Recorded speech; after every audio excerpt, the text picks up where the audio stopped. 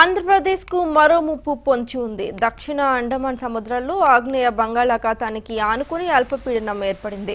మరో 24 గంటల్లో అది వాయుగుండంగా మారబోతోందని భారత వాతావరణ విభాగం ప్రకటించింది. వాయువ్య దిశగా పయనిస్తూ మరింత బలపడుతుందని తెలిపింది.